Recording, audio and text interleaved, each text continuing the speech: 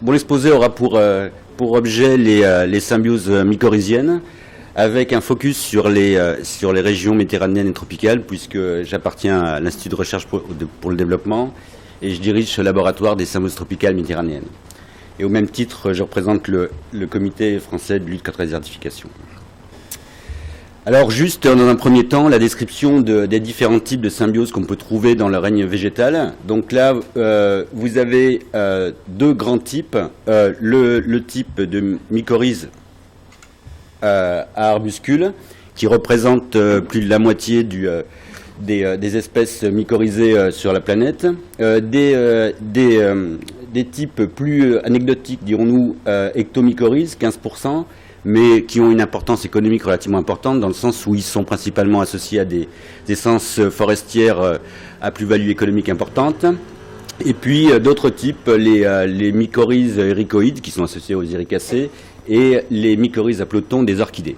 Ce qu'il faut savoir, c'est que plus de 80% des espèces végétales terrestres ont une croissance qui est hautement dépendante de la symbiose mycorhizienne, à savoir que sans mycorhize, leur cycle végétatif ne peut être bouclé. Alors, les types de mycorhizes, les ectomycorhizes, qui sont une association entre principalement donc des essences ligneuses et des champignons supérieurs.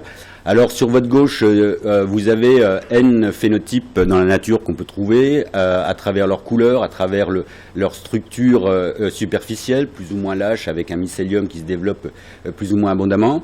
Et puis, en coupe transversale, sur la droite, en rouge, le manteau, c'est-à-dire un manchon mycélien qui entoure une racine courte nourricière, et des insertions intercellulaires sur les premières ou deuxièmes couches superficielles de la racine. Et là, s'effectuent les échanges entre la plante hôte et le champignon. Les mycorhizes à arbuscules, alors contrairement au précédent type où là, avec une simple loupe, on peut observer, détecter la présence de cette symbiose, là, il faut une préparation relativement spéciale, spécifique, pour détecter ces structures fongiques au sein de la racine. Et ici, en bleu fluorescent, vous avez les structures fongiques qu'on peut visualiser à l'intérieur de cette racine, et en particulier des arbuscules qui sont le lieu d'échange entre les deux partenaires de la symbiose. Alors idem. Alors vous voyez là en bas et à gauche la racine avec le mycélium qui s'échappe de la structure végétative, et puis des points qui sont des spores. Donc ça, c'est les structures externes. Les spores qui sont colorés en bleu en haut et à gauche. Et en confocal après un marquage fluorescent, l'arbuscule en tant que tel, qui est une hyperramification de l'if au sein de la racine, qui donc augmente la surface d'échange entre les deux partenaires. Alors cette symbiose est étudiée depuis relativement longtemps, depuis le début du 19e, du 20e, pardon, et auparavant, cette symbiose a été étudiée uniquement pour les relations binomiales, bilatérales entre la plante et le champignon. Donc là, schématiquement, vous avez la racine avec les ifs qui en sortent. Le champignon va véhiculer le phosphore en particulier, mais d'autres éléments nutritifs, oligo-éléments, jusqu'à la racine. Et en contrepartie, la plante va alimenter le champignon, le symbiote fongique, en carbone, puisque via la photosynthèse. Mais cette symbiose, et ça c'est plus récent, cette symbiose en définitive va donner une certaine hétérogénéité au sol en agissant spécifiquement sur certaines composantes de la microflore tellurique, et en particulier des bactéries qui vont complémenter, entre guillemets, l'activité de la symbiose. En particulier, mettons des bactéries solubilisatrices de phosphore, vont mobiliser le phosphore, vont le libérer, et ce phosphore va être véhiculé jusqu'à la racine via les ifs extramatriciels. Alors, pourquoi étudier cette symbiose? Alors, vous avez le schéma classique ciblé sur l'alimentation phosphatée, un sol stérile, vous augmentez la quantité de phosphore dans le sol, phosphore soluble, bioassimilable. En bleu, vous avez la croissance de la plante, donc sans apport de champignons, et en rouge, avec l'apport de champignons, avec l'inoculation mycorhizienne. Et vous voyez que l'effet maximal de cette symbiose est apparent et significatif dans les toutes premières gammes de phosphore biodisponibles, à savoir entre 5 et 10. Donc un outil biologique très adapté à tout ce qu'on peut imaginer dans des sols hautement dégradés, en particulier pour leur teneur en macroéléments type phosphore ou azote. Et puis sur le côté, bon, quelques exemples. Alors le petit, bien évidemment, c'est le témoin sans champignon, et le grand, c'est avec le champignon. Alors sur des essences, là c'est ciblé sur des essences forestières à croissance rapide, méditerranéenne et tropicale, mais vous avez exactement les mêmes effets, en particulier sur les légumineuses cultivées. Alors le fait d'introduire dans un sol un champignon mycorhizien, mycorhizien, avec pour objectif principal d'améliorer la productivité du couvert végétal, n'est pas un geste anodin. Et depuis une décennie à peu près, en particulier dans notre laboratoire, on essaie de développer des approches d'ingénierie écologique visant à optimiser l'effet de la symbiose mycorhizienne. Alors sur votre gauche, vous avez la cascade d'événements aboutissant à un écosystème préexistant non anthropisé, donc avec une stabilité, une productivité maximale, pour descendre jusqu'à un écosystème très gravement dégradé, style stérile minier, où il n'y a pratiquement plus de vie biologique dedans. Et on sait que il y a une corrélation très étroite entre cette cascade d'événements et le potentiel mycorhizogène des sols, et que ce soit mycorhizien, mais également rhizobien, donc les bactéries fixatrices d'azote atmosphérique, et donc ce potentiel qui représente l'abondance et la diversité des propagules fongiques dans le sol. Et en fonction de cet état de perturbation de votre système, plusieurs stratégies peuvent être envisagées. Lorsqu'il y en a, vulgairement, quand il y a encore des propagules fongiques, le but de cette stratégie est d'augmenter leur multiplication et de préserver leur diversité, donc à travers une gestion du potentiel mycorhizogène du sol, donc on appelle une approche holistique, à travers la mise en place d'une couverture végétale adéquate. Et quand vous descendez en dessous du seuil de résilience de ce système, là où les propagules fongiques sont trop rarement observées, eh bien là, il faut en apporter, et c'est ce qu'on appelle la mycorhization contrôlée, donc en apportant une souche de champignons spécifiquement sélectionnée pour un paramètre donné. Mettons une résistance à un stress salin, résistance à un stress hydrique, etc. Donc qu'on appelle l'approche réductionniste. Alors, si on parle de l'approche holistique, donc la gestion des communautés de champignons dans les sols, on a voulu utiliser le rôle connu dans différents processus biologiques régissant les écosystèmes à travers le processus de facilitation interplante ou le processus de plant-soil feedback. Et on sait que dans ces deux processus écologiques fondamentaux dans l'évolution spatio-temporelle des écosystèmes, on sait que la symbiose mycorhizienne joue un rôle fondamental. Donc en essayant de simuler ce qui se passe en milieu naturel, on a voulu transférer ça dans des agrosystèmes. Alors en particulier sur le concept de facilitation, alors ça c'est la définition classique de ce processus biologique, et qui fonctionne à travers différents mécanismes. L'accumulation de nutriments favorables aux partenaires plantes, donc la facilitation entre deux plantes, la protection contre différents stress d'origine abiotique, la protection contre les herbivores, etc., etc. Et donc, on a voulu, dans différentes approches expérimentales, en particulier en milieu forestier, mais aussi dans les agrosystèmes, simuler ce processus en adoptant une composition de couvert végétal associant ces plantes. Donc, en particulier, ce qu'on appelle les plantes nurse, c'est-à-dire des plantes pourvoyeuses de propagules fongiques mycorhiziennes. Alors, ces processus de facilitation, en définitive, ils ont été utilisés, valorisés de manière totalement empirique dans des systèmes, en particulier au niveau méditerranéen, qui sont relativement classiques, à savoir en particulier des cultures mixtes où on associe très fréquemment une légumineuse. Donc on sait que les légumineuses sont très dépendantes de la symbiose mycorhizienne, donc elles vont agir en tant que pourvoyeuses de propagules fongiques qui vont bénéficier à la culture associée, en particulier les céréales, qui elles ne sont pas très mycotrophes, c'est-à-dire qu'elles ne vont pas chercher aussi facilement la propagule fongique adéquate que la légumineuse.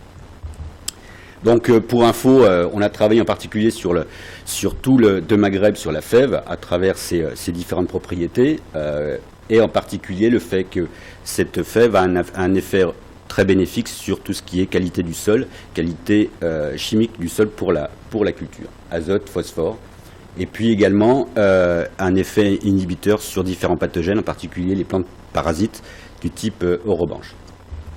Voilà. Voilà le concept.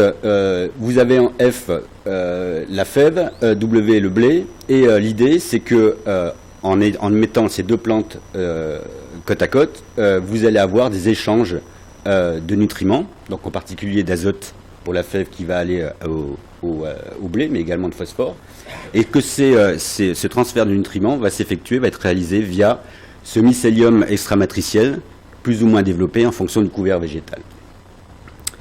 Quelques résultats. Alors voilà l'expérimentation classique. Ça a cet effet au Maghreb, mais également à Madagascar, mais également dans la région de Montpellier. On a, en conditions contrôlées, mais également in situ, le traitement blé seul, B plus fève et fève tout seul. Et puis différents paramètres qu'on a testés, mesurés, évalués.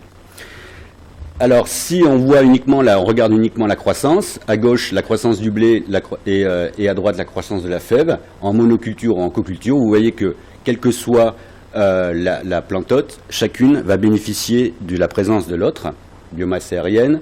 Au niveau de la nutrition minérale identique, vous avez une meilleure nutrition en phosphore lorsque les plantes sont co-cultivées. Nutrition azotée, également, la fève et le blé, que ce soit au niveau aérien ou racinaire. Et enfin, pour l'établissement des symbioses microbiennes, pour la fève, pour la colonisation mycorhizienne en pourcentage de longueur de racine, on est arrivé à un top de 90%, donc c'était pas, on ne voit pas la différence. Mais par contre, vous voyez que pour le blé qui en général est peu mycorhizé, lorsque la fève est présente, le blé va bénéficier de l'effet mycotrophe de sa plante voisine. Et puis, un effet aussi classique observé chez les légumineuses, à savoir que plus la plante est mycorhizée en tant que telle, plus le nombre de nodules et l'activité de la fixation de l'azote atmosphérique est efficiente. Donc, un couple céréales.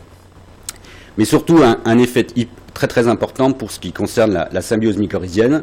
Vous voyez que lorsque les deux plantes sont cultivées en association, le mycélium extramatriciel se développe de manière beaucoup plus conséquente, ce qui veut dire que ce mycélium va pouvoir coloniser un volume de sol beaucoup plus important et donc avoir accès à des ressources minérales et organiques beaucoup plus variées et abondantes. C'est le principal effet recherché dans ce genre de système. Alors bon, après quelques résultats qui sont on va passer rapidement, mais ce qu'il faut savoir, c'est que le fait que la couverture végétale, et ça peut être généralisé, la composition de la couverture végétale va conditionner de manière très significative l'activité fonctionnelle de la microflore. Ici, par diverses analyses, on s'aperçoit que la diversité fonctionnelle de la population microbienne sous la fève est totalement différente de celle du blé, mais de manière plus étonnante, le fait d'associer les deux, là aussi, on a une diversité fonctionnelle différente. Et ici, pareil pour la composition, la diversité génétique, par contre, spécifique des communautés microbiennes associées, donc automatiquement des fonctions, donc automatiquement des propriétés de résistance à des stress qui sont différentes en fonction du type de culture envisagée. Et puis là, désolé pour la qualité de la figure, mais en tous les cas, lorsqu'on prend du sol dans ces différentes zones de culture, on s'aperçoit que le taux de mycorhisation avec une plante test est beaucoup plus important lorsque le sol est prélevé sous l'association fève plus blé que les autres, ce qui signifie que l'association culturale a engendré une amélioration de la multiplication des propagules fongiques, de propagules fongiques infectives dans leur substrat de culture. Donc voilà, en résumé, ce que je vous ai dit de suite, mais en particulier que le potentiel mycorhizien du sol est amélioré. L'autre approche, là par contre, là vous avez un sol hyper dégradé, c'est la mycorhisation contrôlée, et ça c'est un exemple, alors ça c'est pas une plante cultivée, mais c'est un exemple en foresterie, sur le cyprès de l'Atlas, inoculé ou non, avec un complexe mycorhizien. Alors classiquement, un élevage en pépinière. Et donc là, vous voyez la colonne témoin et les chiffres obtenus lorsque les plants sont inoculés avec un complexe mycorhizien, et ceci dans les techniques classiques de sylviculture suivies dans cette région. Vous avez à chaque fois les paramètres qui sont hautement améliorés. Et lorsqu'on passe au champ, Là, vous voyez le traitement témoin, donc qui est à hauteur de stylo, à peu près après un an de culture, et le plan inoculé qui, là, par contre, a une croissance en hauteur multipliée à peu près 2 à 3 fois. L'évolution de la croissance, donc une des propriétés de la symbiose, c'est-à-dire la résistance à la stress hydrique. Vous voyez que la courbe rouge, qui représente les plants mycorhizés, les plants vont reprendre une croissance beaucoup plus précoce que les plants bleus, c'est-à-dire non mycorhizés, dès les premières pluies. Donc une meilleure efficacité à aller prélever l'eau pour la plante grâce à la symbiose. Et enfin, un des problèmes majeurs rencontrés en foresterie dans les milieux méditerranéens, c'est la crise de transplantation, c'est-à-dire la mortalité observée du passage de la pépinière au champ. Et là, vous voyez que la mortalité chez les plants témoins est de l'ordre de 35%, alors que, et qui est une valeur relativement honnête, parce que d'habitude, on obtient des valeurs de 70%, donc plus de la moitié de la plantation qui est détruite, alors que dans les colonnes rouges, vous avez les plants mycorhizés et la mortalité n'atteint pas 20%. Voilà, d'autres exemples sur le thuya, le cératonia, etc., mais également sur l'olivier qu'on a pu faire dans le milieu méditerranéen, avec des effets relativement probants de la symbiose. Voilà, donc ce qu'on a pu, à partir d'une dizaine d'années d'études sur ce mécanisme et sur cette composante biologique, c'est qu'on a pu voir dans d'autres programmes que cette symbiose était une composante essentielle dans tout ce qui allait régir, tout ce qui régissait l'évolution spatio-temporelle des écosystèmes naturels, que cet impact sur le couvert végétal était fonction de l'abondance des propagules fongiques dans le sol, mais également, et ça c'est relativement nouveau, de la diversité, c'est-à-dire la composition de la communauté au sein du milieu de culture ou du milieu de reboisement. Et enfin, et qu'il existait des règles, des méthodes pour promouvoir cette diversité. Le seul problème, c'est que les conditions pour valoriser cette symbiose, alors que dans les techniques, enfin dans les résultats de laboratoire, tout est au vert, en définitive, c'est relativement facile. Vous amenez un champignon, pof, ça pousse mieux, etc.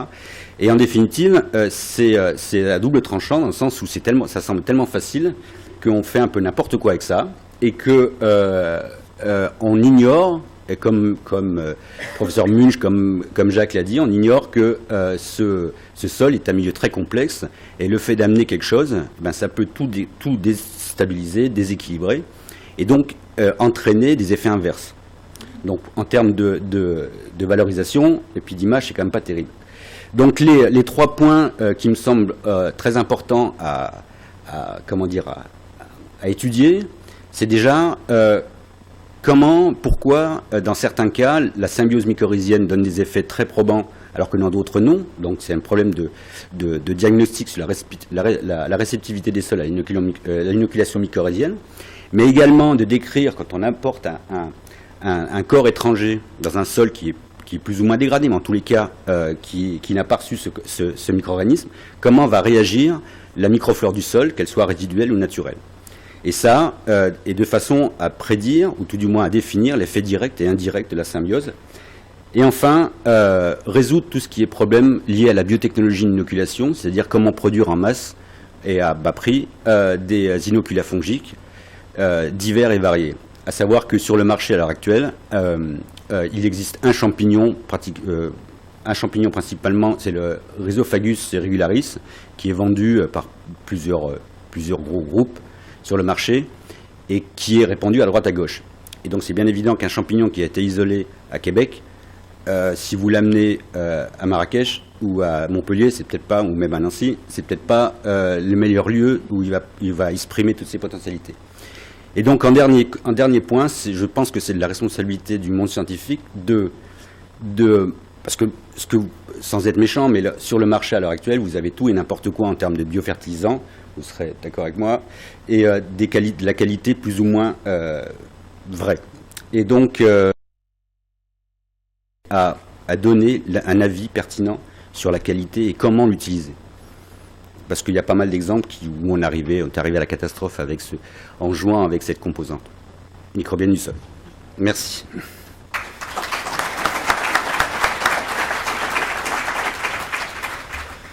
Merci pour cette intervention. Comme vous m'avez interpellé, c'est un domaine nouveau et je tiens à dire quand même il y a des souches mycorhizées qui sont déjà enregistrées en France, homologuées, hein, donc avec une évaluation de leur efficacité au champ. Parce qu'effectivement, le passage labo au champ est très important, et c'est au champ que les résultats nous intéressent. Et j'en profite pour dire qu'elles sont bien classées en matière fertilisante, dans le sens où ces mycorhizes favorisent la nutrition des plantes, donc il faut le démontrer, hein, phosphore, oligo, et favorisent aussi la croissance, vous l'avez dit, hein, souvent une croissance précoce. Ça n'a pas forcément un effet sur le rendement, mais ce sont des facteurs qui sont quand même tout à fait intéressants en agriculture pour installer une culture productive. Donc voilà, ce sont bien des matières fertilisantes et il y a encore énormément de travail à faire dessus pour les développer, je suis d'accord avec vous. Voilà, merci beaucoup. Et je suis désolé pour les questions, mais on va les remettre à la fin des 3 exposés, hein, il faut qu'on avance. Et donc j'invite l'intervenant suivant, Laurent Legendre du CNRS, Laboratoire d'écologie microbienne de Lyon, à nous faire le prochain exposé sur les bactéries.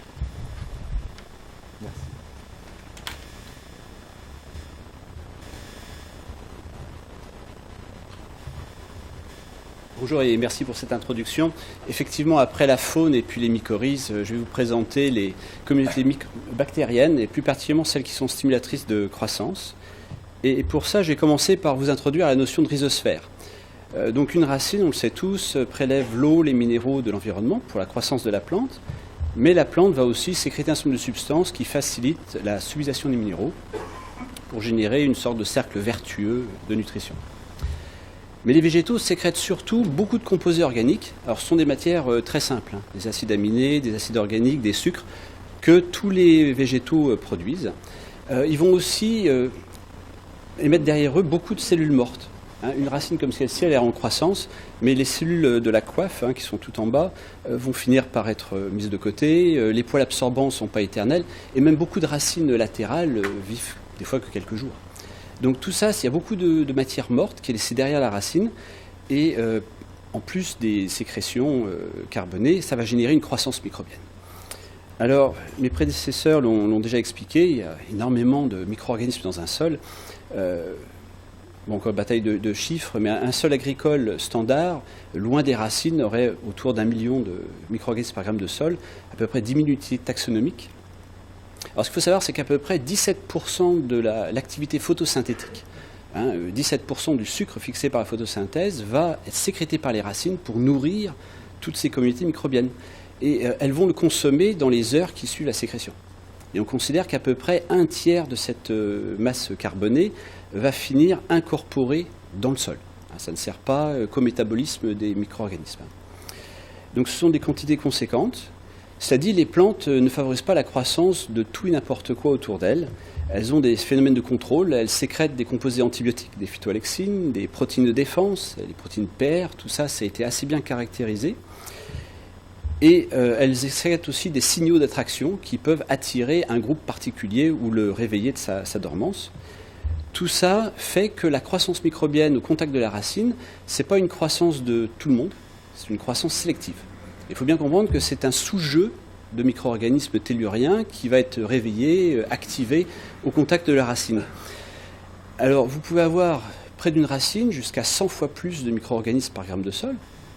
Par contre, le nombre d'unités taxonomiques il va décroître au fur et à mesure que vous vous rapprochez de la racine. Et quand vous allez à l'intérieur de la racine, pour les endophytes, vous avez encore moins d'unités taxonomiques. Alors, ces organismes recrutés ont des jeux génétiques que la plante n'a pas, donc des voies métaboliques dont elle ne dispose pas, qui permettent la production d'un certain nombre de substances que la plante va absorber, et puis dans certains cas, la plante même absorber le micro-organisme entier. Et ça favorise sa croissance. Alors je vais revenir maintenant sur 2 points qui concernent cette sélection d'un sous-jeu de micro-organismes. Juste 2 petites diapositives là-dessus, mais avant, donc ce mot rhizosphère, qu'on utilise très souvent. Donc cette rhizosphère, c'est l'espace géographique autour de la racine, dans laquelle la racine contrôle toutes ces substances chimiques, toutes ces bactéries dont j'ai parlé, micro-organismes. C'est donc lié à une fonction, ce n'est pas une taille précise. Ce qui fait que la rhizosphère, c'est un peu à géométrie variable. C'est plus ou moins loin de la racine selon les substances ou les micro-organismes qu'on considère. Alors, première petite remarque sur cette sélection de jeux de micro-organismes. Comme la plante sécrète des composés antibiotiques qui sélectionnent, il y a eu un phénomène de coévolution entre les plantes et les micro-organismes recrutés. Donc là, je vous cite un exemple sur les poacées, publié par les Bouffot et puis co-auteurs, qui ont montré que plus la distance génétique augmente entre deux espèces de céréales, plus les communautés bactériennes recrutées sont génétiquement distantes. Donc il y a un phénomène de coévolution dans le recrutement. Le deuxième point que connaissent tous les responsables des ressources humaines, on ne peut pas recruter un candidat qui n'existe pas. Alors, je vais prendre pour exemple ce qu'on appelle les sols suppressifs. Alors c'est une sorte de franglais du mot suppressif. Je ne sais pas s'il y a un équivalent très spécifique en français. Ce sont des sols sur lesquels des plantes vont tolérer plus facilement une maladie. Alors là, je vous cite toute une série de travaux sur ces sols qui ont été conduits au sud du lac de Neuchâtel, en Suisse, et puis aussi en Savoie, côté français. Sur ces deux endroits, on trouve deux types de sols, et pour simplifier, ils sont représentés soit en gris, soit en hachuré dans la petite diapositive, près de la ville de Morens. Alors les agriculteurs avaient déjà remarqué depuis une centaine d'années que si on cultive du tabac sur un des deux types de sols, il est tolérant à une maladie racinaire, alors que si on le cultive sur l'autre type de sol, il est sensible. Et ce qui est le plus intéressant, c'est que si on prélève le sol, puis on prend la voiture, on revient à Lyon, on met dans des clayettes, et puis on sème le tabac, on infecte avec le champignon créateur de la maladie, et on s'aperçoit que les plantes vont tolérer la maladie sur le sol dit suppressif, alors que sur l'autre type de sol, elles ne le tolèrent pas. Alors les études de génétique des populations des micro-organismes ont montré ce qui a été dit par quelques-uns des exposés avant moi, c'est qu'en fait, la structure des communautés microbiennes d'un sol est très liée à la composition de ce sol, avant toute chose. Donc chaque petit point sur cet espace statistique à 2 dimensions vous représente la diversité génétique d'un échantillon de sol. Et on voit, si vous étudiez le même sol, qu'il soit en Suisse ou en France, ce sont les cercles jaunes et puis rouges, vous avez des diversités relativement similaires, mais si vous prélevez sur l'autre type de sol, différence pédologique, et la boîte à côté, vous allez trouver des communautés assez différentes. Alors le reste des études ont essayé d'attribuer cette propriété de tolérance à une fonction microbienne, et la tolérance a été attribuée à Pseudomonas fluorescens et puis à des souches productrices d'une molécule, le 2,4-difluoroglucinol. Et en fait, c'est cette substance qui est uniquement produite par les souches dans les sols suppressifs, et c'est cette substance qui procure la tolérance au tabac. Voilà, donc ça, c'est un exemple pour vous dire qu'il peut exister dans des sols des souches qui peuvent être utiles à la croissance végétale. Alors, on les regroupe sous un vocable générique, les bactéries rhizosphériques stimulatives de croissance, et en anglais, ce sont les Plant Growth Promoting Rhizobacteria, qu'on abrège PGPR, et même en français, on continue d'utiliser le vocable PGPR, c'est plus facile à dire et plus rapide. Alors, ces bactéries PGPR, elles sont recrutées dans la rhizosphère, mais elles ne constituent qu'une petite fraction de tout ce qui est recruté dans une rhizosphère, en termes de micro-organismes. Alors, on y trouve des symbiotes vrais, c'est-à-dire qu'il y a construction de structures spécifiques pour les héberger, comme les nodules sur les racines. L'avantage de ce type de symbiose, c'est qu'elles sont souvent fortement fixatrices de l'azote atmosphérique de l'air pour le rendre accessible à la plante. Le désavantage, c'est que ça ne concerne que des couples bactéries-plantes assez spécifiques. Par exemple, les bactéries du genre Rhizobium et les légumineuses, ou bien les bactéries du genre Frankia avec les zones ou les Casuarina. Donc ça trouve ses applications en agronomie, mais ça reste limité. Dans ces bactéries PGPR, on trouve aussi d'autres types de symbioses qu'on appelle associatives. Elles sont appelées associatives parce que vous n'avez pas construction de structures spécifiques pour les héberger. Ce sont des bactéries qui vont vivre à la surface de la racine, puis qui peuvent vivre dans le sol. Dans quelques exemples, elles peuvent même être endophytes et puis se déplacer dans la plante et y vivre. Mais en général, elles sont en surface. Alors je vous donne un exemple. Vous avez ici Azospirillum brasilense qui a été transformé génétiquement avec une protéine verte fluorescente. Et donc chaque petit point vert représente une bactérie PGPR de cette espèce. Et on s'aperçoit qu'elle forme des colonies assez denses, mais très positionnées à des endroits très spécifiques sur la racine, comme par exemple ici entre les poils absorbants ou bien à la base d'une racine latérale. En général, on les trouve là où il y a le plus d'exudation de masse de substances carbonées. Alors, l'avantage de ces symbioses associatives, c'est que ça concerne énormément de genres bactériens. Des protéobactéries, des firmicutes, des actinobactéries. Ça concerne la plupart des plantes cultivées, L'aspect moins positif, c'est que ce sont en général des fixateurs d'azote beaucoup plus faibles. Alors, comment fonctionnent-elles? Elles ont plusieurs modes de fonctionnement. D'abord, elles peuvent être phytoprotectrices. On a vu un exemple tout à l'heure, en stimulant les défenses des plantes ou bien en étant des compétiteurs, des antagonistes. Ils peuvent faciliter l'établissement de symbioses vraies. Donc, l'exposé précédent vous a montré qu'elles pouvaient interagir avec les champignons mycorhiziens, mais elles le font aussi avec les bactéries nodulatrices. Et puis, elles peuvent être phytostimulatrices, alors en fixant peut-être peu d'azote atmosphérique, mais un petit peu. Et puis, elles sécrètent aussi des sidérophores qui vont faciliter l'accession de différents minéraux. Mais ce qui est le plus intéressant, c'est que ces bactéries modifient la balance hormonale de la plante. Elles sécrètent elles-mêmes des hormones végétales, des auxines, des cytokinines, de l'acide abscisique, des gibérellines. On a presque toute la batterie. Et elles vont consommer le précurseur biosynthétique de l'éthylène pour modifier le taux d'éthylène dans la racine. Donc tout ça modifie la balance hormonale de la racine, ça modifie l'architecture du système racinaire, et ça va vous générer un système racinaire qui va explorer plus de volume de sol, et donc a une meilleure capacité de sourcing pour l'eau et les minéraux. Alors quelques photos rapides pour des exemples. Phytoprotection du concombre par Pseudomonas fluorescens, ou bien croissance des racines du maïs par Azospirillum lipophorum. Bon, on pourrait trouver beaucoup d'exemples, les photos sont toujours jolies. Ça dit, c'est la théorie. Après, en pratique, on fait comment? C'est-à-dire que oui, on aimerait bien tirer le meilleur bénéfice de ces bactéries PGPR, mais comment faire? Comment améliorer la charge? Comment en mettre plus de bonnes bactéries sur les plantes cultivées? Alors, je vous donne 4 pistes qui peuvent être explorées. Il y a la rotation des cultures. Après tout, semer tous les ans la même espèce végétale qui recrute toujours les mêmes micro-organismes, c'est pas forcément enrichissant d'un point de vue microbiotique. On peut utiliser des cultivars qui pourraient être pro-PGPR, c'est-à-dire qu'ils ont une bonne interaction avec les bactéries PGPR. Ce n'est pas une voie qui a été explorée jusqu'à maintenant. On pourrait aussi envisager des OGM qui sécrètent différents exudats pour les favoriser. Je laisse le débat entre parenthèses. Je vais plutôt parler des autres points, c'est-à-dire qu'on peut modifier le sol par amendement, et puis on peut inoculer des souches de PGPR directement sur les graines. Alors, premier point, modification du sol. Bon, toute ajout de nutrition chimique, il y a déjà eu un débat, donc j'irai assez vite dessus, a un effet sur les micro-organismes du sol, mais c'est souvent petit, et puis limité dans le temps aussi. Aussi bien dans le sol brut que la rhizosphère. Plusieurs études l'ont montré. Par contre, l'ajout de compost a un effet majeur. Déjà, c'est de la matière organique. Ensuite, il y a des substances qui favorisent ou défavorisent différents groupes microbiens. Et puis, ces micro-organismes finissent, on en ajoute. Et plusieurs études ont retrouvé des organismes de décompost qui vont finir par se développer dans la rhizosphère. Donc, on finit par nourrir cette rhizosphère. On augmente le volume de candidats, le nombre de CV pour leur cru. Maintenant, pour l'inoculation de souches pour PGPR, bon, c'était vu comme un peu attractif, parce que l'ajout de compost, bon, ça a un coût. Après, il y a des grandes surfaces en France à couvrir, donc il y a des mises en œuvre. Par contre, l'ajout d'une bactérie, ça coûte pas très cher. On peut choisir une bactérie élite, et puis c'est considéré comme plus anodin parce qu'elles ne vont pas forcément perdurer dans le temps.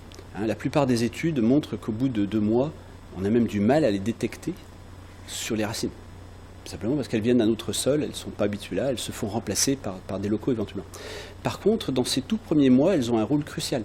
Quand une graine germe, elle doit s'établir dans un sol, elle n'a pas son réseau d'interaction. Bon, si on lui met déjà un bon candidat qui marche bien, voilà, elle débute sa vie dans de bonnes conditions. Et puis, c'est là où la plante est la plus sensible aux aléas climatiques. Ses racines sont petites aussi. Donc finalement, bien, cet impact de départ va perdurer dans le reste de la culture. Alors plutôt que vous inonder d'études, j'ai souhaité vous montrer une méta-analyse qui a été publiée en 2010 et qui compile tous les résultats de 1981 à 2008 avec des inoculations par le PGPR Azospirillum sur des céréales.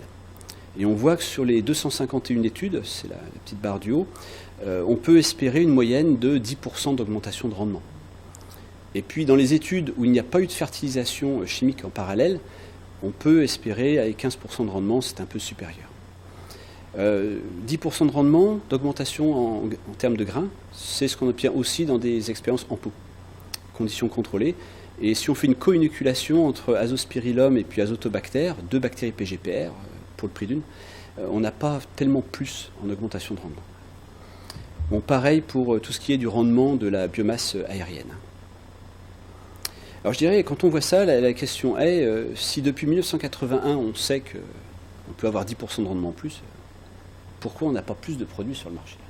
Alors il y en a. Hein. Mais pourquoi c'est pas plus développé? C'est qu'il y a un certain nombre de freins, un certain nombre de difficultés. Et donc il m'a été demandé de présenter un projet qui est financé par l'ANR, qui est à mi-parcours. Mais c'est juste pour vous montrer à peu près les portes d'ouverture et les travaux à conduire sur la suite. Donc ça, c'est un projet d'ingénierie agroécologique qui cible 7 freins au développement commercial de semences inoculées par des bactéries de type PGPR, donc phytostimulatrices. Alors ce travail requiert une grande expérimentation au terrain. On utilise Azospirillum lipophorum, une souche CRT1 qui a été isolée sur des racines de maïs près de Bordeaux dans les années 80 et qui a été étudiée au laboratoire, notamment par René Bally, avant nous.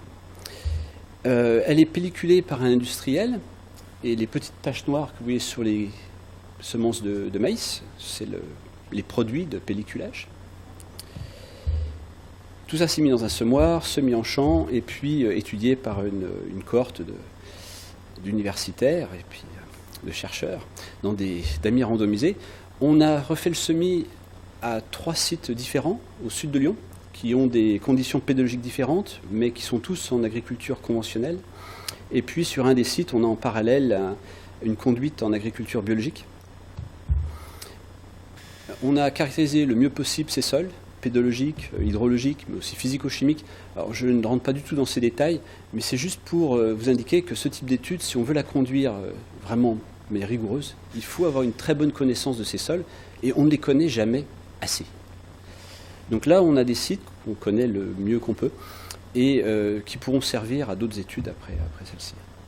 Alors, globalement, quelques résultats. Bon, on retrouve ces résultats de l'an dernier, le projet a 1 an. On retrouve ce qui est publié dans la littérature, c'est-à-dire qu'il y a une augmentation de rendement d'à peu près 10%. Donc vous avez le rendement en fonction de la dose d'azote qu'on a apportée sur les placettes. Plus d'azote, plus le rendement augmente. La courbe orange, ce sont des semences de maïs normales, et puis la courbe en vert, ce sont les semences qui ont été pelliculées par la bactérie. Vous avez vu, elles sont pelliculées avant d'être semées. Donc, quelle que soit la dose d'azote, on a une petite augmentation de rendement. Donc, on peut soit se dire, tiens, bon, on met l'azote max et puis on augmente le rendement, ou bien on va diminuer l'apport d'azote en champ, puis on va garder le même rendement. Après, ça, c'est des choix stratégiques à faire en agronomie. Pour le projet 8 tâches, il y a 7 tâches terrain, et puis après, les 7 freins qui sont étudiés. Je vais aller très rapidement dessus. Il y a une tâche d'innovation technologique, et comme le disait mon prédécesseur, il y a vraiment besoin d'améliorer la formulation. Par exemple, tout bêtement, ces bactéries sont-elles compatibles avec les corbicides, les fongicides qu'on met sur les semences? Ensuite, on s'est dit qu'il y avait un manque de connaissances. Parce qu'après tout, on est convaincu que l'explication simple, bactéries sont sur une racine, elles ont une action locale sur l'architecture racinaire qui finalement augmente le rendement, c'est peut-être un peu simple. Et on se demande, et on est d'ailleurs de plus en plus convaincu, que ces bactéries ont des actions à distance. Aussi bien à distance dans la plante, au niveau du compartiment foliaire, mais peut-être à distance sur les autres communautés bactériennes qui se trouvent dans le sol. Il ne faut peut-être pas la regarder toute seule. Et là, toutes les portes qu'on a ouvertes nous montrent qu'effectivement, il se passe quelque chose. Alors déjà, sur le compartiment foliaire, végétal, on est en train de découvrir tout un réseau chimique de communication racine-feuille qui est perturbé par la présence de ces bactéries sur les racines. La manifestation d'un impact sur les feuilles, c'est tout bêtement la photosynthèse. Donc là, je vous montre un résultat. Ce sont des plantules de maïs de variété CID. Elles ont 11 jours après semis. Et déjà 11 jours après semis, on peut observer une augmentation importante du potentiel photosynthétique des feuilles. À tel point, c'est tellement rapide et important, que ça nous a donné un outil de contrôle qualité. Et ça, c'est quelque chose qui, à mon avis, manque au niveau industriel. Il nous faut un outil de contrôle qualité de tout ce qui est produit industriellement. Et quand on joue à ça, on s'aperçoit que toutes les variétés de maïs ne répondent pas positivement à la même bactérie. Alors ça, c'est quelque chose qui est époustouflant. Vous avez une souche de bactéries PGPR, elle va stimuler la croissance d'espèces végétales qui sont génétiquement très distantes, mais elle n'est pas capable de le faire entre 2 variétés de la même espèce. On n'a pas d'explication à donner, mais c'est un fait. Donc on ne peut pas se dire qu'on va pelliculer toutes les variétés de maïs avec la même bactérie PGPR. Il va falloir trouver les bonnes combinaisons de partenaires. Donc là, on a un test de la variété futuriste, vous voyez, des bassements de photosynthèse. Au niveau microbiologique, on voit, c'est le premier graphe, elles vont affecter, le fait d'ajouter cette bactérie va affecter les communautés PGPR, les autres, les naturelles, qui sont au contact de la racine. On voit une baisse de gènes impliqués dans le contrôle des hormones chez la plante. Elles vont affecter à distance de la racine toutes les bactéries qui sont impliquées dans le cycle de l'azote. Je vous donne juste un exemple de résultat sur la nitrification qui était augmentée, donc la capacité à fixer l'azote de l'air. Mais on a le même type d'effet sur le cycle du carbone. Et puis maintenant au niveau parcelle, ça c'est les collègues de l'INRA d'Avignon, l'équipe de Claude Doucet, qui a eu des résultats inattendus, puisqu'en fait on arrive dès l'année 1 à modifier la capacité hydrique du sol. Donc là vous avez un exemple, donc toujours orange le non inoculé, vert celui qui a la bactérie, et la réserve utile en eau est augmentée de ce sol. Et ça on l'a sur plusieurs sites. Maintenant on sait aussi que les reliquats azotés à l'année N+1 peuvent être améliorés. Voilà, donc il y a beaucoup d'autres effets que le simple effet sur la croissance racinaire. On ne les maîtrise pas. C'est vraiment des outils à utiliser pour bien utiliser cette technologie. Voilà, alors le reste du projet fait le lien avec le monde socio-économique. Il y a beaucoup de peur. Dès qu'on dit qu'on va rajouter des bactéries dans un champ, les premiers articles localement, c'était « on met des OGM ». Il a fallu leur dire « oula, non, justement ». Donc on utilise des partenaires. On a la Chambre d'agriculture de l'Isère, l'association Agriculteurs Pâturins, la Coupe Dauphinoise, Claude Bernard. On a des actions d'éducation, d'information. On travaille aussi les aspects juridiques. C'est Philippe Billet de l'Institut du droit de l'environnement à Lyon 3 qui positionne un peu cette technologie par rapport au droit français et européen. Des évaluations économiques conduites par AgroParisTech, Pierre-Alain Jaillet, et qui utilisent des modèles économiques de type arropage. Donc essayer d'estimer l'impact sur vraiment l'économie d'une région. Voilà, donc je remercie les partenaires de ces projets pour les données que j'ai présentées. Puis je remercie pour l'invitation et puis pour votre attention.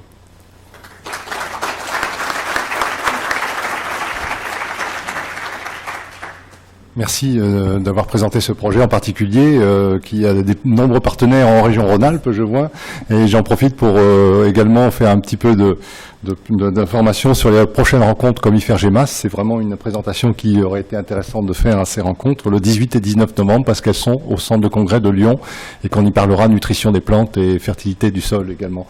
Donc voilà, mais j'espère qu'on vous y retrouvera aussi. Voilà, on va passer, merci beaucoup, et on va passer à la dernière intervention de la matinée qui se fait en binôme, je crois. Donc Isabelle Cousin de l'INRA UM Sol de Orléans et Hans-Jörg Vogel du département Bodenphysik à l'université de Halle. J'ai bien prononcé? Ok. Bonjour à tous. I have to apologize because I switched now to English. It's probably better. It's definitely better for me, but probably also better for you. So we will focus in this presentation on the relation between structural properties of soil and biological functioning.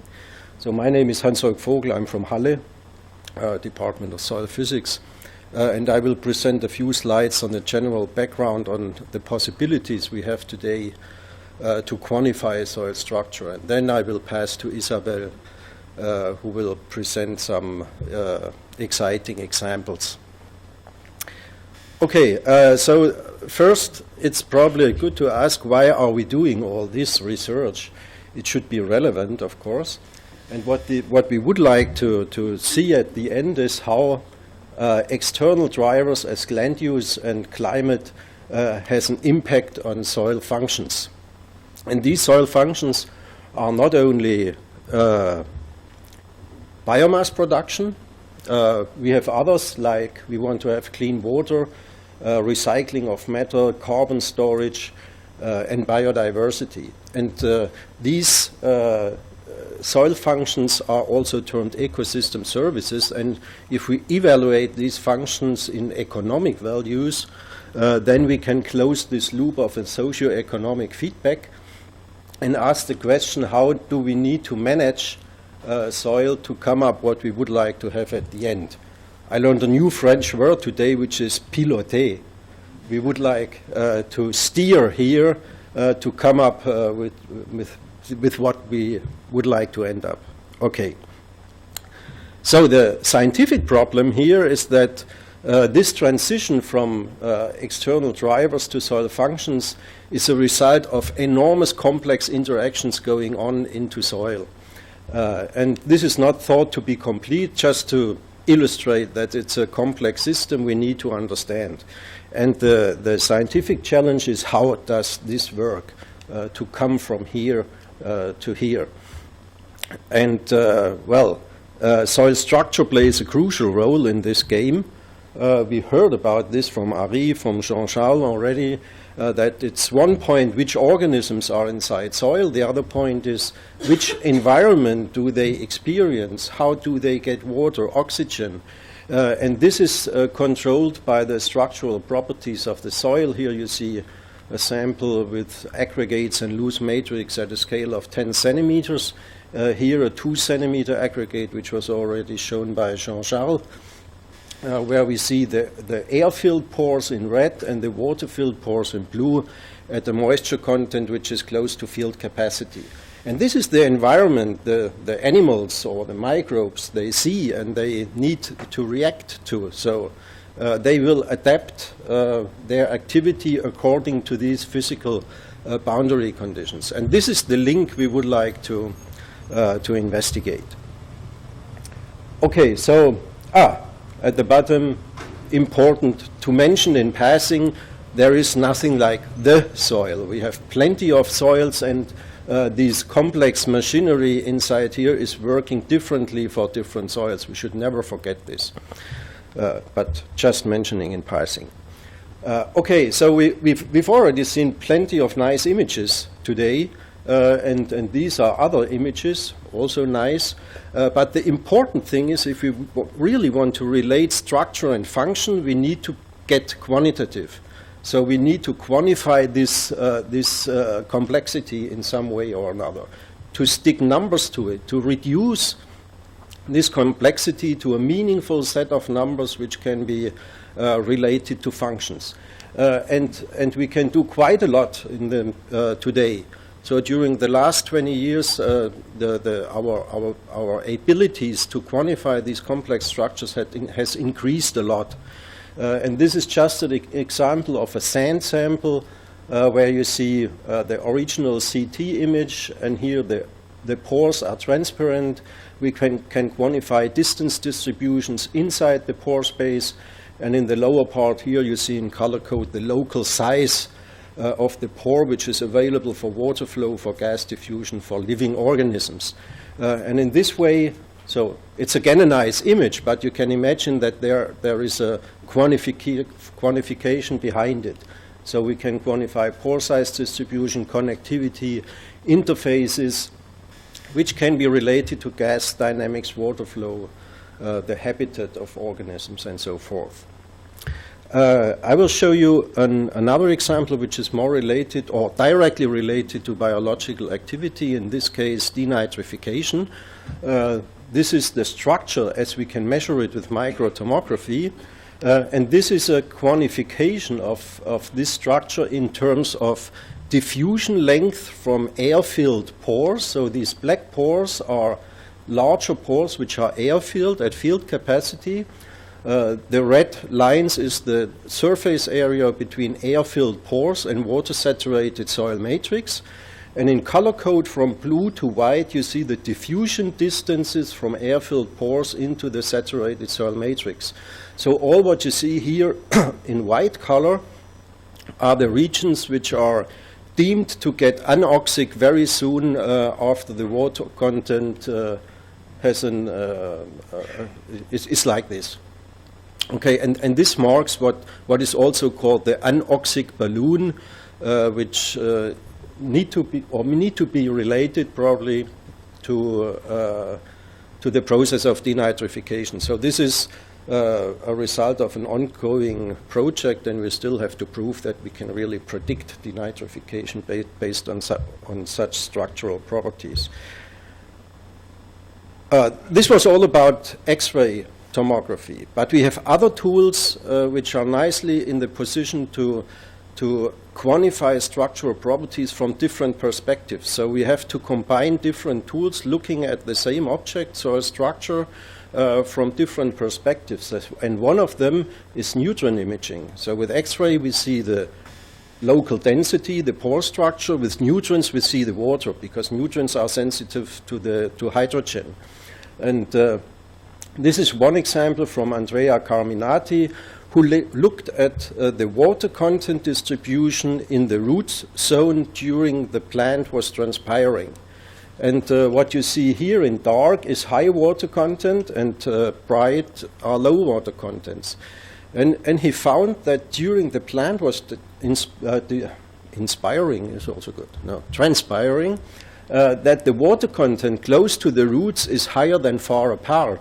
And this contradicts any classical theory where during transpiration you need to have a gradient towards the roots, so the water content should be lower. But the explanation was provided by other analyses, and it was pretty clear that the rhizosphere, we heard about it, the talk before, influences the properties close to the roots by these exudates and mucilage, and this forms a very special environment in the rhizosphere, which is able to hold much more water due to these polysaccharides which are executed. And this changed our idea about the water distribution around roots quite a bit. So the last example is biological and chemical imaging. So this was traditionally, we did this, the biological images already for 20 years. 20 years ago, where we had these fish methods to stain microbes in thin sections or polish blocks. So I think that there's now a renaissance of these methods, because now we are in the position to have these polished blocks or thin sections still as we did it before. We can identify microbes. So this is from the work of Thilo Eikost. But now in combination with X-ray tomography, we back to the 3D geometry of the real pore structure. And this is a qualitatively very new aspect which we now can follow. Also, if we can expose surfaces here from soil, we can use the new methods of chemical imaging, which are now available as nanosims, Raman spectroscopy, chemical analysis which maintain the structural context of the analysis. This can be mapped to the 3D pore space. Okay, and with that, I will pass to Isabelle, and who will switch back to French again, I guess. Yes, I apologize for our German guest, but of course I will switch now to French if you don't mind. Et je vais donc illustrer quelques-uns des propos de Hans-Jörg avec quelques exemples, 2 exemples qui vont reprendre d'ailleurs les 2 points de la conclusion d'Harry Breuin tout à l'heure. Un premier exemple autour de la dénitrification, un exemple de fonctionnement biologique contrôlé par le fonctionnement physique des sols. C'était la commande express des académiciens qui, je le sais, aiment beaucoup les travaux de la thèse d'Eva Rabault. Donc nous allons donc parler de protoxyde d'azote, ce gaz qui est, vous le savez, majoritairement produit par l'agriculture. En 2012, on estime que c'est à 90% produit par l'agriculture. En même temps, ces évaluations sont entachées de fortes erreurs, et donc on comprend d'emblée l'enjeu à évaluer plus précisément ces émissions de protoxyde d'azote par les sols afin de proposer des scénarios de mitigation. Alors là, excusez-moi, mais ça y est, c'est plus bleu. Il faudrait m'aider là parce que c'est tout bleu. Alors, ce protoxyde d'azote, c'est donc un processus microbiologique dans le sol, des chaînes de nitrification et de dénitrification qui, à partir de NH4 et NO3 vont produire du N2O, lequel va être ou pas réduit jusqu'en N2. Il se trouve que ces mécanismes biologiques sont sous la dépendance forte des conditions physiques du milieu. Donc si on compile un certain nombre de données de terrain, comme l'ont fait nos collègues de Grignon, on confronte des mesures de flux de N2O à la proportion de la porosité remplie d'eau. Vous voyez que jusqu'à des proportions de l'ordre de 60%, les émissions sont faibles, mais parfois non nulles quand même. Et qu'à partir de 60%, ces émissions sont abondantes éventuellement, mais surtout extrêmement variables. Il y a donc un déterminisme du fonctionnement hydrique des sols sur ces émissions de N2O qu'il nous convient de démêler. Et c'était le sujet de la thèse d'Eva Rabo, que je vous présente maintenant, et qui a donc construit un dispositif expérimental de laboratoire qui lui permet de réaliser des expérimentations en contrôlant très précisément des cycles d'humectation-dessiccation à l'aide de ce dispositif qu'on appelle un multi-step outflow et qui est relié ici à un analyseur de gaz en continu. Donc Harry a défloré le sujet, mais donc je vais entrer un peu dans les détails. Vous avez ici ces courbes, ces fameuses courbes où l'on voit que pendant les périodes de saturation, vous voyez ici le potentiel matriciel hydrique qui est élevé, vous avez des points jaunes qui vous montrent des flux non nuls, mais pas très élevés quand même, et qu'au moment où on désature le système, vous avez ce pic intense, mais fugace de N2O.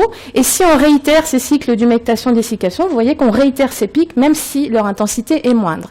Et bien sûr, cette fugacité du pic nous conduit à penser que les processus microbiologiques ne sont pas seuls en cause, mais qu'il y a bien des effets de processus physiques liés à la structure du sol qui sont mis en jeu ici.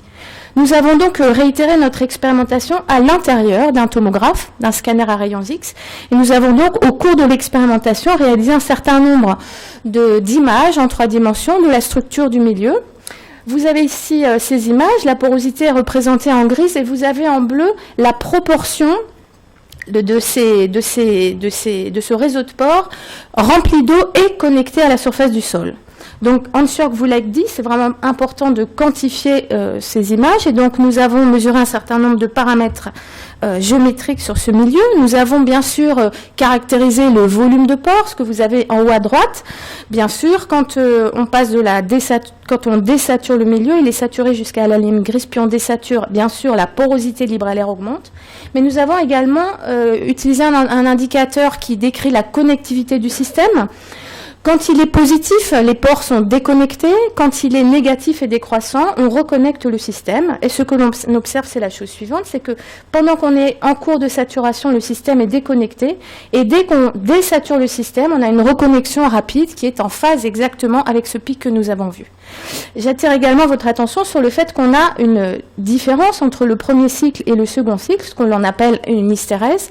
Et donc, il est important, même quand on s'intéresse à des processus biologiques, de toujours tenir compte de ces processus physiques qui sont très fréquents dans le fonctionnement physique des milieux poreux hétérogènes. Et puis ça, c'est ce qui se passe de façon macroscopique quand on est capable de décrire le fonctionnement du milieu. Mais Hans-Jörg vous l'a dit, il faut maintenant relier à ce qui se passe de façon plus précise et faire le lien entre ce fonctionnement physique assez macroscopique avec des fonctionnements microbiologiques qu'on va aller capter de façon plus microscopique. Excusez-moi, mais là on perd toutes les couleurs. Je ne sais pas ce qu'il faut faire, mais bon, c'est pas grave. Deuxième exemple que l'on souhaitait vous présenter, qui illustre le second point de la conclusion d'Harry, c'est-à-dire comment le fonctionnement biologique, la gémie végétale, mais c'est plus généralement biologique, a des conséquences sur la structure du sol et ses propriétés physiques. Et comme demain, nombre d'entre vous iront sur le site de Lusignan, je vous présente ici quelques résultats issus de ce site. Donc vous verrez demain que le site de Lusignan, c'est un ensemble de placettes. Certaines sont conduites dans des rotations triennales maïs-blé-orge depuis 2005. Ce sont les T1. D'autres, je touche plus à rien.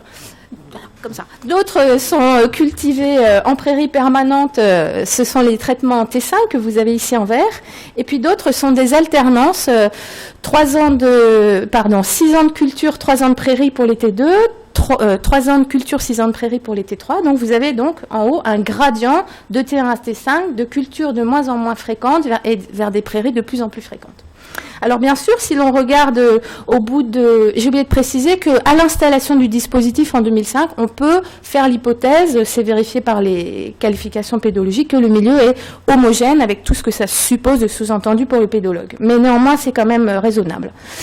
Allons voir un peu ce qui se passe dans l'horizon de surface. 8 ans après l'installation de ce site, et ben voilà des images en 3D prises en tomographe à rayons X que nous sommes actuellement en train de quantifier avec les indicateurs que nous vous avons présentés tout à l'heure et que l'on va mettre au cours des prochaines semaines, des prochains mois en relation avec nos collègues bretons ont mesuré sur le site. Est-ce qu'on est capable de qualifier l'effet du fonctionnement biologique un peu plus profondément? Bien sûr, l'horizon de surface, entre guillemets, c'est facile et c'est assez intuitif. Est-ce qu'il y a des effets plus en profondeur? Donc, avec les collègues de l'unité EMA d'Avignon, nous avons qualifié la réserve utile sur les 2 premiers horizons de sol, en faisant l'hypothèse un peu abrupte que dans la prairie tout est bon et que plus il va y avoir de prairies et plus la réserve utile va augmenter. Eh bien, nous avons eu raison sur un point, c'est-à-dire que la réserve utile dans les 2 premiers horizons de sol sont modifiés à moyen terme par les successions culturales, mais nous avons eu tort puisque ce n'est pas la prairie qui possède la réserve utile la plus élevée. Les réserves utiles les plus élevées sont observées dans les situations où on alterne des prairies et des cultures, ce qui contredit un petit peu l'idée générale de la structuration du milieu toujours bénéfique par des cultures permanentes. Voilà, on a analysé ce qui se passe sur les 2 premiers horizons de sol. Est-ce qu'on est capable d'aller voir ce qui se passe sur la totalité d'un profil de sol? Est-ce qu'on a les outils pour qualifier la structure et le fonctionnement physique et biologique du milieu? Eh bien oui, donc un orateur précédent a présenté des images de géophysique. Donc nous avons conduit des expériences de résistivité électrique sur ces différentes placettes et nous les avons interprétées en imageant le sol comme des successions de couches électriques. C'est-à-dire qu'on va considérer que le fonctionnement électrique du sol, c'est ce qu'on appelle un proxy de la structure et du fonctionnement physique et biologique. Qu'est-ce qu'on observe sur nos différents traitements?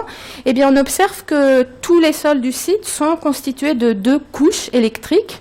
La première de 150 à 200 mètres en surface, la seconde de 80 à 90 au mètre, et que plus on va vers la prairie et que plus on épaissit, cet horizon électrique supérieur de faible résistivité. Et quand on est en situation prairiale complète, eh bien, on a rajouté un horizon en surface. Vous voyez, on a modifié le fonctionnement du milieu. L'intérêt de cet outil de résistivité électrique, c'est qu'il nous permet de caractériser la structure du milieu, mais comme il est non destructif, il nous permet de caractériser son fonctionnement, et donc on peut faire du monitoring, du suivi, éventuellement même à temporalité très rapprochée. Et surtout, la vertu de ce dispositif électrique, c'est que on peut le réaliser comme on l'a fait là, avec des électrodes espacées de quelques centimètres, mais on peut les espacer plus fins et avoir une structure fine, et on peut les espacer beaucoup et avoir ce qui se passe sur des parcelles, voire des exploitations entières.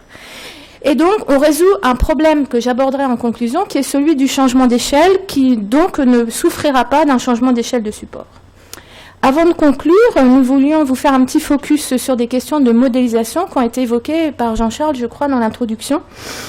Vous comprenez que ça a été un peu sous-jacent dans l'ensemble de nos discours aujourd'hui. Il y a un fort effet de la structure du milieu sur son fonctionnement physique et son fonctionnement biologique, que cette structure du milieu, elle est dépendante du climat, de la biologie, des actions anthropiques. Et dans la littérature, il existe de nombreux modèles qui vont vous fournir un modèle de fissuration, un modèle d'agrégation, un modèle de résilience au tassement.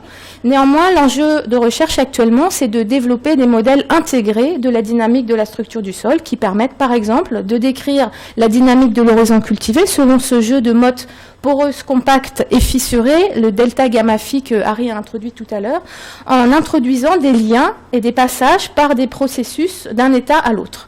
Donc les collègues Jean-Roger Estrade, Hubert Boisard et Hubert Manichon ont travaillé depuis longtemps sur un tel modèle conceptuel où on va pouvoir qualifier du tassement, de la fragmentation, de l'agrégation, de la fissuration, et actuellement ils remettent sur la table leur modèle afin d'y intégrer les nouveaux systèmes de culture qui vont s'appuyer sur la réduction du travail du sol et qualifier des processus biologiques qui permettent également de faire évoluer ces structures. Développer ces modèles de dynamique de la structure du sol, bien sûr, ce n'est pas une fin en soi. Il s'agit ensuite de les coupler avec des modèles de fonctionnement physique et des modèles de fonctionnement biologique, et donc d'utiliser des plateformes de modélisation. Donc il y en a une française en bas qui est la plateforme Sol Virtuel développée à l'INRA, mais il y a actuellement une initiative internationale, le International Soil Modeling Consortium, qui est portée par nos collègues allemands, Harry Verreken de Jülich, et qui vise à développer tous ces outils qui permettront de mettre en commun et de mettre en musique différents modèles. Donc on arrive au terme de notre exposé. Donc nous voulions vous livrer quelques messages, des taking home messages comme disent nos collègues anglais. Donc bien sûr, le cadre dans lequel on se situe aujourd'hui, c'est celui de la maximisation des services écosystémiques auxquels contribuent les sols agricoles. Et bien sûr, dans un cadre d'agroécologie, il s'agit de mieux piloter les interactions biotiques. Et notre message à nous, les physiciens du sol, c'est de dire attention, n'oubliez pas le fonctionnement physique et le fonctionnement physico-chimique des sols pour cela. Quelques points.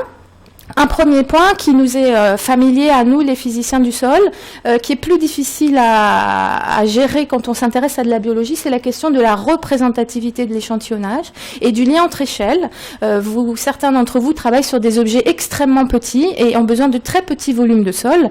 La question, c'est comment on va être capable de généraliser ces résultats. Et donc, c'est dès l'échantillonnage qu'il faut se poser cette question, comment je passe de ma prise d'essai à ce qui va me représenter une unité de fonctionnement de mon milieu, un horizon de sol et même in fine un profil de sol qui va être quand même la base de la spatialisation.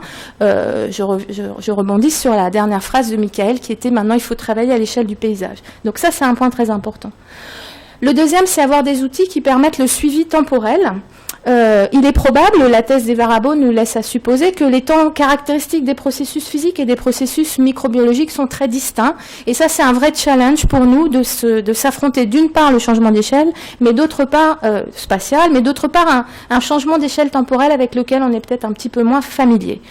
Il se trouve que si on analyse des essais très longue durée, comme il peut y en avoir en Angleterre, en Allemagne, en France, finalement, il y a une sorte de stabilité à long terme de la structure. Mais il y a quand même cette espèce de fenêtre de la décennie qui est sensible quand on passe d'un système de culture à un autre et qui convient vraiment d'investiguer pour comprendre ce qui s'y passe. Troisième point, Hans-Jörg vous a présenté des outils d'imagerie innovants comme la cartographie chimique, comme cette image que vous reconnaissez d'imagerie neutron.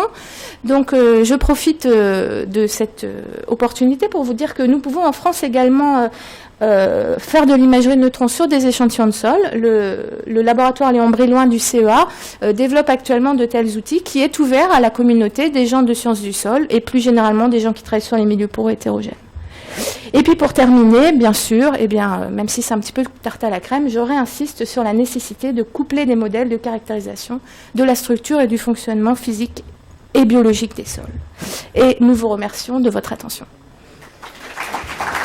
Merci. Merci, vous reflétez une recherche française active et surtout en partenariat avec beaucoup d'autres pays.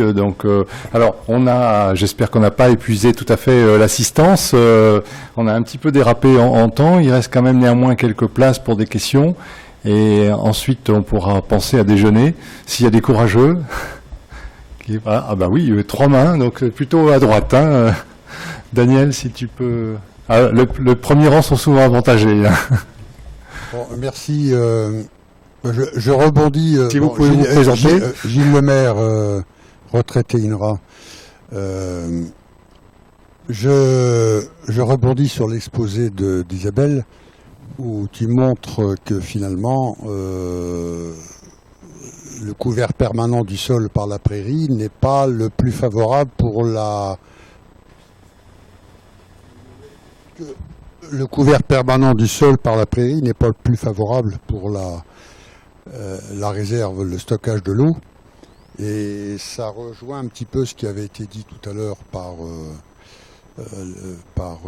Daniel sur les effets plus ou moins controversés du non-labour et de l'accumulation de matière organique en surface. Finalement, est-ce que ça veut dire que c'est probablement avec la prairie permanente qu'on fabrique le plus de matière organique en total, mais c'est quand on la laboure de temps en temps qu'on maximise son effet. Ça voudrait dire qu'on est dans une espèce de dualité, de trade-off entre deux fonctions qu'il faudrait garder. C'est comme ça que tu l'interprètes ? Je n'irai pas jusqu'à interpréter, mais j'aime bien ton hypothèse, Gilles. En tout cas, le site de Lusignan se prête à vérifier cette hypothèse, puisque ça a été élaboré l'année dernière. Et donc, on peut continuer notre étude et voir comment ça évolue. Mais je crois vraiment que cette affaire de ce qui se passe pendant 10 ans, c'est vraiment un point crucial. Et que de toute façon, je prétends pas que la prairie c'est plus mauvais que la culture, je présente juste un état des lieux à un instant donné, dans un système probablement encore hors équilibre. Donc voilà. Oui, il y avait 2 autres questions tout à l'heure, j'espère qu'elles ne sont pas évaporées. J'en profite pour dire que les questions peuvent concerner aussi les 2 premiers exposés de cette session, Monsieur Duponnois sur les mycorhizes et puis Monsieur Legendre aussi sur les PGPR. Voilà, si vous voulez bien vous présenter. Jean-François Briat, membre correspondant de l'Académie d'agriculture. Oui, Jean-François Briat, membre correspondant de l'Académie d'agriculture. J'aurais une question pour Monsieur Duponnois concernant son système de coculture fèves-blé. Et il m'a semblé voir dans votre présentation que vous aviez réalisé cette expérience sur 3 types de sols différents. Et j'aurais voulu savoir si vous aviez observé en fait une variabilité de l'impact de l'aquaculture sur le type de sol et si vous pouvez le relier justement au physico-chimique du sol. Il faudrait donner un micro à Monsieur Duponnois. Je m'excuse, j'ai oublié de rappeler les orateurs à la tribune tout à l'heure et du coup on va faire la réponse dans la salle hein, pour gagner un peu de temps. Merci. Non, les résultats étaient obtenus sur un même type de sol qui avait été prélevé aux alentours de Marrakech. Par contre, cette expérience a été refaite en faisant varier certains paramètres, en particulier les teneurs en matière organique, les teneurs en éléments minéraux, etc. Et il s'avère que ce process de facilitation, mais ça c'est déjà connu, est d'autant plus important que le stress, la carence, en particulier minérale, est importante. Et il y a une étroite corrélation entre les deux. Voilà. Merci de cette réponse courte. D'autres questions? Je vois une main là. Voilà. Alors, attendez. Vous avez un micro peut-être? Pardon. Ah, il y avait un micro. De l'UNIFA, j'avais une question pour M. Duponnois. On a dit que les matières organiques, les composts en particulier, donc apportaient donc des mycorhizes, probablement des bactéries. Moi, je voudrais savoir un petit peu, je suis un néophyte dans le domaine, les composts, quand on les monte en température. Donc, le traitement des composts a un effet certainement très notable sur leur teneur en champignons, en bactéries. Est-ce qu'il y a est-ce qu'on sait, on a des recommandations, qu'est-ce qu'on peut dire sur ce domaine ?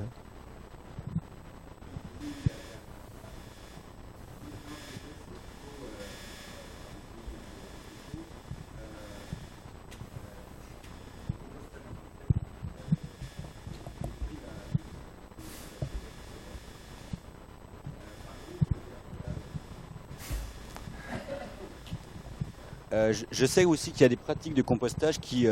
alors ça, c'est fait dans les milieux côtiers où on y met des résidus de pêcherie. Et en particulier des arêtes de poissons, des choses comme ça. Et ça, par contre, même si ça chauffe, il y a des actinomycètes qui restent, qui subsistent, et eux ont un effet antagoniste contre les champignons mycorhizés. Mais en tous les cas, je pense que le fait d'apporter, il n'y a pas besoin d'apporter plusieurs choses en même temps.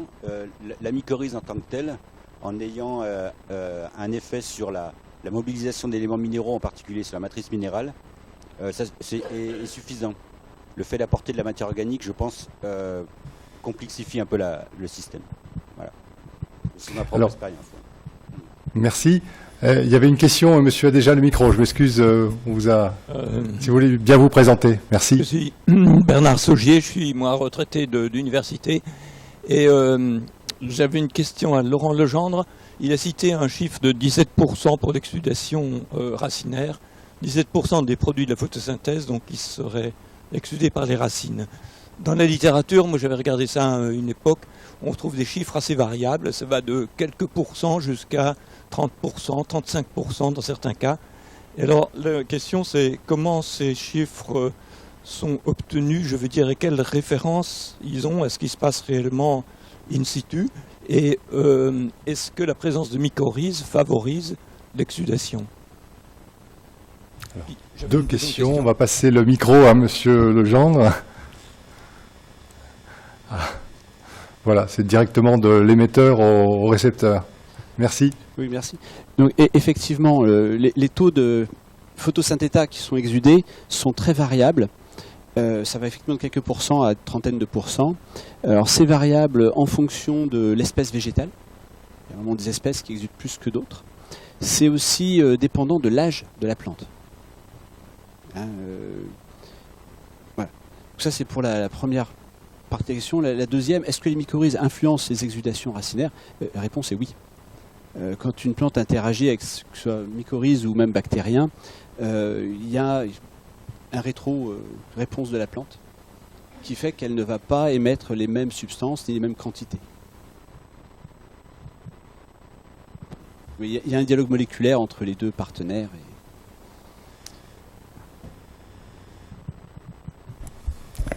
Merci de cette réponse. Peut-être une dernière question. Encore deux questions alors. Hein. Voilà, il y aura ensuite. Allez-y, je vous en prie, vous êtes la première. Donc c'était aussi pour Monsieur Legendre. Il n'y a pas une cinquième façon d'augmenter la charge en mycorhize en revenant, suite à des études qui viennent de sortir, en revenant à des polycultures à la parcelle, c'est-à-dire des cultures mixtes avec soit plusieurs génomes, soit plusieurs espèces. Il y a une étude qui vient de démontrer que ça avait des effets très positifs par rapport à la biomasse et par rapport à l'utilisation, la gestion de l'eau. Oui, effectivement, j'ai vu l'étude passer. Elles ne sont pas nombreuses. Hein, c'est récent, donc on a quand même peu de recul. Après, il y a des effets directs ou indirects qu'il faut étudier. Voilà, merci. Alors, une dernière question, et je dois demander à la personne de se lever aussi pour pour la prise de vue. Merci de vous présenter. C'est bon ? Oui, Bernard Etier, retraité à INRA. Oui, moi, c'est une question au couple de derniers orateurs là, qui nous ont montré l'un et l'autre ces images neutroniques avec des flux à contre-gradient hydrique. Alors, comme le flux n'est pas, comment dirais-je, le moteur du flux n'est pas la teneur en eau, mais le potentiel hydrique, est-ce qu'on a pris les moyens d'évacuer la question de contre-gradient de potentiel pour asseoir l'hypothèse de l'action de bactéries ou de mycorhizes? Question très technique. Une réponse courte malgré tout. I stay with English. So you're perfectly right. So the driving force for the water is the gradient in the water potential. And even in these images I showed, the gradient was towards the root, but the water content was increasing towards roots. So if you assume a classical water retention curve, the water content should always increase with the water potential, and this is vice versa because the hydraulic properties of the rhizosphere were changing. But still, the macroscopic effect for the plants is that they can use this strategy to cope with drier conditions. Because the physical effect of this rhizosphere, which can store more water, is that the effective diameter of the root to take up water is increased. So this is how this effect would go into a physical model. But still, the gradient, so physics is still okay. So the driving force is the gradient in water potential. But the material properties change. Right? Yeah. Merci. Voilà, 13h30. Bah, écoutez, je vous propose de terminer cette session. Encore un grand merci à tous les orateurs et à l'assistante. Daniel a une annonce à faire, donc je lui laisse la parole. Merci beaucoup à tous. Simplement, nous avions prévu de donner la parole à Étienne Inzelin maintenant. Est-ce qu'il serait possible de reporter juste après, c'est-à-dire à 14h45 ? Ok. Donc, surtout sans faute, on commence à 14h45. Ah, le problème des affaires, on n'a pas de clé de la salle. Donc, il est plus prudent d'emmener ses affaires. Voilà. Oui. Et n'oubliez pas votre badge pour sortir et ensuite rentrer. Couper, c'est supprimer. Supprimer. Et c'est supprimé où? Supprimé. Dans la corbeille. Et après, le deuxième, c'est ici. Aussi, vous l'enverrez alors. Supprimer. Je l'envoie supprimer parce qu'on ne sait pas qui aura ces. Et là, vous faites corbeille, videz la corbeille. Je dois monter mon... Ouais. Voilà. Okay. Ouais.